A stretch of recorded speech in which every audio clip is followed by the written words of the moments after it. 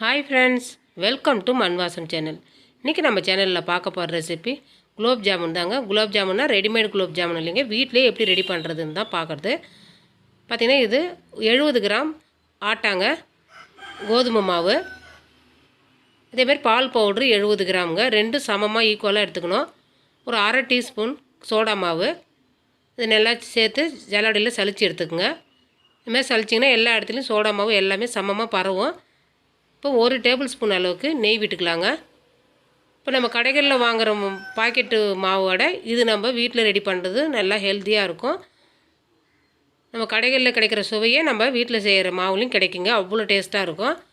நல்லா நெய்லாம் எல்லா இடத்துலையும் பரவுற மாதிரி நல்லா கையால் பிசைஞ்சு கொடுங்க. இந்த மாதிரி உருண்டை பிடிச்சிங்கன்னா உங்களுக்கு நெய் சேர்த்து இந்த அளவுக்கு கரெக்டான ஒரு உருண்டை பிடிக்கிற அளவுக்கு இருக்கணும். இப்போ பால் சேர்த்துக்கலாங்க. 4 டேபிள் ஸ்பூன் அளவுக்கு முதல்ல சேர்த்துக்குங்க. இது காய்ச்சின பால் தாங்க, காய்ச்சி ஆற வச்ச பால். இப்போ 4 டேபிள் ஸ்பூன் அளவுக்கு நீங்கள் ஊற்றி பிசைங்க. பத்தலைன்னா திரும்பவும் ஒரு 2 டேபிள் ஸ்பூன் சேர்த்துக்குங்க. 6 டேபிள் ஸ்பூன் கரெக்டாக இருக்கும் பால். நான் சொல்கிற மாவுக்கு அளவுக்கு 6 டேபிள் ஸ்பூன் பால் கரெக்டாக இருக்கும்.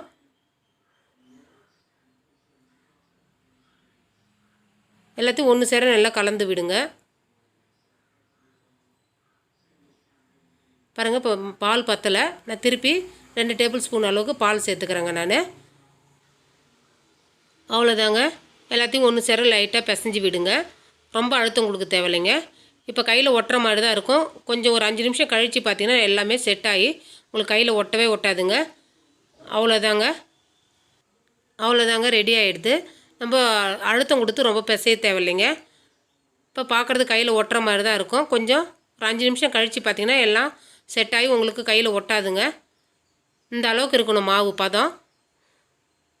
நீங்கள் டைட்டாக பிசைஞ்சிட்டிங்கன்னா மாவில் எண்ணெயில் பொரிச்சு எடுக்கும்போது வெடிக்க ஆரம்பிக்கும்.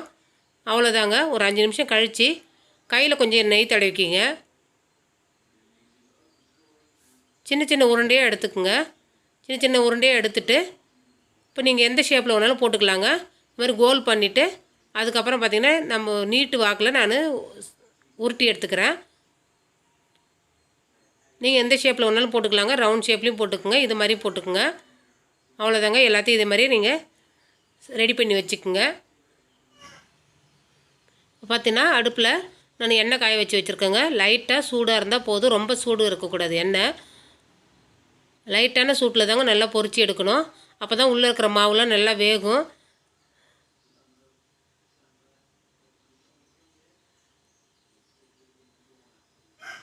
ஃபஸ்ட்டு போட்டு பாருங்கள், வெடிக்குதான்னு பாருங்கள். நான் சொன்ன அளவு கரெக்டாக இருக்கும். நீங்கள் டைட்டாக மாவு பிசைஞ்சிட்டிங்கன்னா மாவு பார்த்திங்கன்னா அந்த உருண்டை விரிசல் விட ஆரம்பிக்கும். நீங்கள் அந்த டைமில் கொஞ்சமாக பால் சேர்த்து இன்னும் கொஞ்சம் பிசைஞ்சிக்குங்க. பாருங்கள், தானாகவே நல்லா எழும்பி வருது பாருங்கள். இது கரெக்டான பதத்தில் மாவு பிசைஞ்சிருக்கிறோன்ற அர்த்தங்க. அடுப்பை வந்து லோ ஃப்ளேமில் வச்சு தாங்க நல்லா அழகாக பொரிச்சு எடுக்கணும். இப்போ நான் போட்ட உருண்டை மேலே அழகாக வெந்து வந்துடுது, அதனால் நான் அடியில் கொஞ்சம் போடுறேங்க. இது மாதிரி கொஞ்சம் கொஞ்சமாக சேருங்க. குலோப் ஜாமுன் எப்பவுமே நார்மல் சூட்டில் தாங்க பொரிச்சு எடுக்கணும். அழகாக பொன்னிறமாக ஆகிற வரைக்கும் நல்லா திருப்பி விடுங்க. நல்லா உப்பி வருது பாருங்கள், நல்லா உப்பி வரணும். இது மாதிரி இருந்தால் தாங்க உங்களுக்கு சாஃப்டாக உங்களுக்கு குலோப் ஜாமுன் கிடைக்கும்.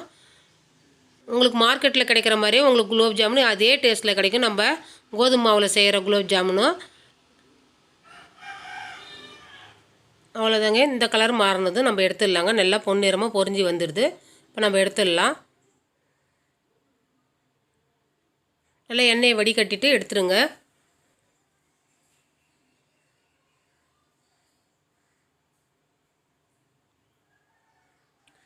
ரொம்ப ஈஸியாக நம்ம வீட்டிலே ரெடி பண்ணிடலாங்க. நம்ம வீட்டில் இருக்கிற பொருளை வச்சே நம்ம குலோப் ஜாமுன் மாவு ரெடி பண்ணிடலாங்க. இப்போ குலோப் ஜாமுன் மாவு இல்லைன்னு சொல்லிவிட்டு நம்ம ஃபீல் பண்ண தேவையில்லை. பாருங்கள், ஈஸியாக முடிஞ்சிடுது பாருங்கள். அவ்வளோதாங்க. திருப்பி இருக்கிற மாவை நீங்கள் அதே மாதிரி போட்டு எடுத்துக்குங்க.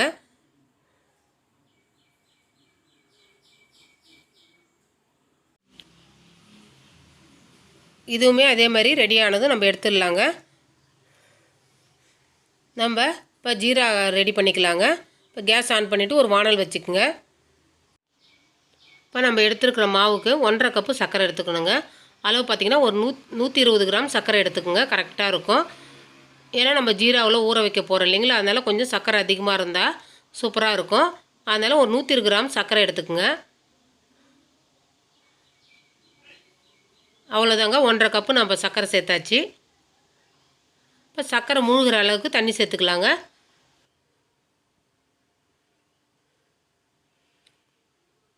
சர்க்கரை முழுகுனா போதும், அந்த அளவுக்கு தண்ணி சேர்த்திங்கன்னா கரெக்டான அளவு அது. இப்போ கேஸ் ஆன் பண்ணிக்கலாங்க. சர்க்கரை சேர்த்துட்டு அதுக்கப்புறமேல கேஸ் ஆன் பண்ணுங்கள். இல்லை சர்க்கரை கரையிற வரைக்கும் நம்ம கிளறி விடலாங்க. இப்போ சர்க்கரையில் அழுக்கு இருக்கிற மாதிரி இருக்குது, நம்ம கொஞ்சமாக பால் சேர்த்து அதில் இருக்கிற அழுக்கு எடுத்துடலாம். சர்க்கரை நல்லா கொதி வர்ற டைமில் கொஞ்சமாக பால் சேர்த்திங்கன்னா அதில் இருக்கிற அழுக்கெலாம் நல்லா அழகாக வந்துடுங்க. எட்டை நம்ம எடுத்துடலாம். சுத்தமான பாவு ரெடி பண்ணிடலாங்க.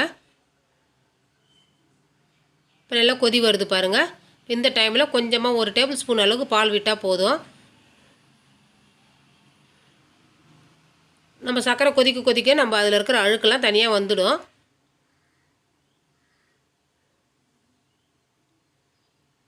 பாருங்கள், கலக்கண்டு நம்மளுக்கு அழுக்கு மேலே மிதங்கிறது தெரியுது பாருங்கள்.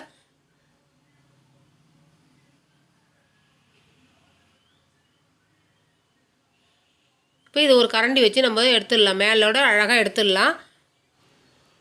கரண்டியால் எடுக்க முடியலன்னா நீங்கள் டீ வடி கட்டுறதால கூட எடுக்கலாங்க. அழகாக ஓரத்தில் இருக்கிறதெல்லாம் வச்சு எடுத்துடலாம். அவ்வளோதாங்க, எல்லா அழுக்கும் எடுத்தாச்சு. இப்போ சர்க்கரை நல்லா கொதிக்கணுங்க. ரொம்ப கம்பி பதெல்லாம் எதுவும் தேவை கிடையாது. லைட்டாக பிசு பிசுன்னு இருந்தால் போதும். உங்களுக்கு அதுதாங்க பதம். சர்க்கரையுடைய நிறம் பாருங்கள், முன்னாடி இருந்த நிறத்துக்கும் இப்போ இருக்கிற நிறத்துக்கும் நல்லா அழகாக வெள்ளையாக இருக்குது பாருங்கள். இப்போ கொஞ்சமாக ஒரு 1/4 டீஸ்பூன் ஏலக்காய் பொடி சேர்த்தாச்சு. பாருங்கள், லைட்டாக பிசு பிசுன்னு ஒட்டுது. இந்த அளவுக்கு இருந்தால் போதும். இப்போ நான் கொஞ்சமாக செஞ்சு காமிக்கிறேங்க. நீங்கள் வீட்டில் இருக்கிற நபருக்கு தகுந்த மாதிரி செஞ்சுக்குங்க. பொருளும் நீங்கள் குவான்டிட்டியும் கூடுதலாக சேர்த்து செய்யுங்க. அவ்வளோதாங்க. இப்போ போட்டதும் நிறுத்தக்கூடாது. ஒரு 2லேருந்து ஒரு 3 நிமிஷம் போட்டு நல்லா கொதிக்கணும். நம்ம கோதுமை மாவில் செஞ்சுருக்கிறதால கொஞ்சம் கொதிக்க வைக்கணுங்க. அப்போ தான் உங்களுக்கு சாஃப்டான குலோப் ஜாமுன் கிடைக்கும். நல்லா கொதிக்க விடுங்க. நல்லா கரண்டி போட்டு நல்லா கிளறி விடுங்க. இப்போ உருண்டை உடையன்ற பயம் வேணாங்க. அழகாக நம்ம பொரிச்சு எடுத்தாச்சு. இது ரொம்ப சிம்பிளான ஐடியாங்க இந்த குலோப் ஜாமுன் செய்கிறது. நம்ம பாக்கெட்டில் வாங்கியாந்து செய்கிறதோட இது ஈஸியான மெத்தடில் செஞ்சு முடிச்சாச்சு இல்லைங்களா. ரொம்ப காசும் கம்மியாக இருக்குது, சாப்பிட்றதுக்கு நல்ல ஒரு ஹெல்த்தியான பொருளாகவும் இருக்குது. அவ்வளோதாங்க. இப்போ அடுப்பை ஆஃப் பண்ணிட்டேன். ஒரு 2லேருந்து 3 நிமிஷம் தாங்க கொதிச்சுது. அடுப்பை ஆஃப் பண்ணியாச்சு. நீங்கள் உடனே சாப்பிட முடியாது. ஒரு 10 நிமிஷம் அப்படியே ஊறட்டங்க. ஊறிச்சினா தான் அந்த ஜீராலாம் நல்லா உள்ளே இறங்கி நமக்கு சாஃப்டான குலோப் ஜாமுன் கிடைக்கும். அப்படியே இருக்கட்டுங்க. பாருங்கள், ஒரு 10லேருந்து ஒரு 15 நிமிஷம் நல்லா ஊறினதுக்கப்புறம் உங்களுக்கு காமிக்கிற பாருங்கள். பார்க்குறதுக்கே நல்லா ஒரு எம்மியான குலோப் ஜாமுன் எவ்வளோ பார்க்குறதுக்கு சாஃப்டாக இருக்குது பாருங்கள்.